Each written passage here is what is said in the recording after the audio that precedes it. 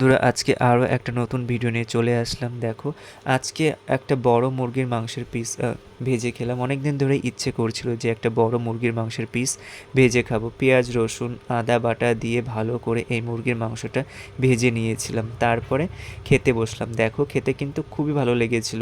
এরকম আরও কয়েকবার খেয়েছিলাম, মুরগির মাংসের পিস ভেজে খেয়েছিলাম। খেতে কিন্তু খুবই ভালো লেগেছিল। এরকম একটা বড় মুরগির মাংসের পিস ভেজে খাওয়ার পর আর কিছুই খেতে ভালো লাগে না। মুরগির মাংসের পিসটা খাওয়ার পর তারপরে আমি আরও অনেকগুলো খাবার খেয়েছিলাম।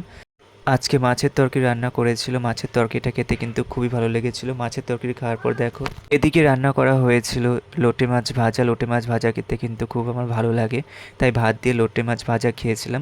লোটে মাছ ভাজা খাওয়ার পর আমি আরও একটা রুই মাছের পিস দিয়ে ভাত খেয়েছিলাম। খেতে কিন্তু খুবই ভালো লেগেছিল লোটে মাছ ভাজা আর ওই মাছ ভাজাটা। দেখা হচ্ছে পরে আর একটা খাবার ভিডিওতে। টাটা।